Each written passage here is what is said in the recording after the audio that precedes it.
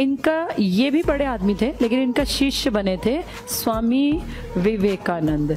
और जब विवेकानंद को खूब पैसा मिला, बड़े आदमी बन गए बहुत यंग एज में ही।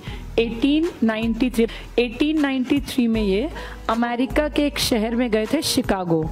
यहाँ धर्म संसद हुई थी, पूरी दुनिया के धर्म के लोग आए थे। बताई थी मैंने कहानी, ये नहीं बताई तो ध्यान से सुन लो, ये हिस्ट्री में भी काम आएगी।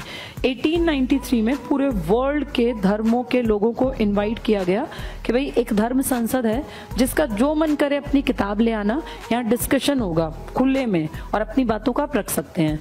तो यहाँ पे शिकागो में किसी तरह से स्वामी विवेकानंद पहुंच गए और वहां पे कहते हैं इनको तो पता भी नहीं था कि धर्म संसद है। किसी बेंच पे सोए हुए थे, 2 दिन 3 दिन बीत गए, खाना न पीना। तो वहां किसी औरत का घर था सामने, उसने देखा ये आदमी बेचारा इतनी ठंड में बाहर बेंच पे पड़ा, उसको दया आ गई। उसने अपने घर बुलाया, वहां खाना वाना खिलाया, बातचीत की, तो लगा बड़ा इंटेलिजेंट आदमी है। तो उसने कहा गुरुजी आप यहाँ कहाँ घूम रहे हैं? और उसके हस्बैंड अच्छी पोस्ट पे थे।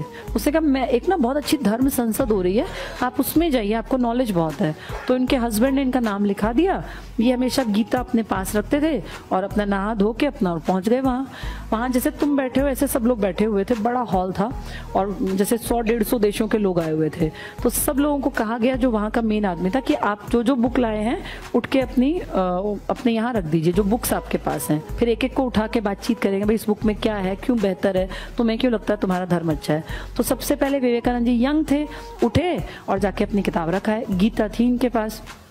तो फिर एक एक करके सब आए, अपनी किताबें रखते चले गए।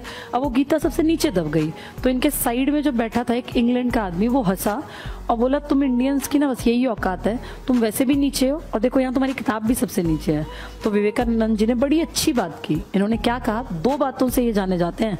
इन्होंने उस अंग्रेज को कहा कि ये नीचे रखी है ना, इसका ये मतलब नहीं कि खराब है, इसका ये मतलब है कि हर धर्म की किताब का ज्ञान छनते हुए जो बेस्ट चीज थी वो इस किताब में समा गई। इसके बाद तो ज्ञान है ही नहीं, इस पर आकर ज्ञान खत्म हो जाएगा। कितनी पॉजिटिव बात है। उस आदमी को कुछ सूझा ही नहीं कि मैं क्या करूं, उठ के दूसरी जगह चला गया, फिर बैठ गया कहीं और।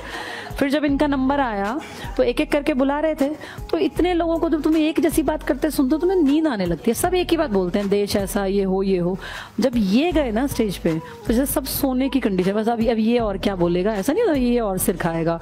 लेकिन जैसे ही इन्होंने माइक पकड़ा, इनके स्टार्टिंग के वर्ड से सब तो बोलते थे लेडीज एंड जेंटलमैन, इन्होंने कहा brothers and sisters of America. तो एकदम सबकी नींद खुली, क्योंकि ऐसा संबोधन कभी किसी ने दिया ही नहीं। भाई सब लोग लेडीज एंड जेंटलमैन से ही संबोधित करते थे। जैसे इन्होंने कहा brothers and sisters of America, तो एकदम सबको लगा ये कौन है।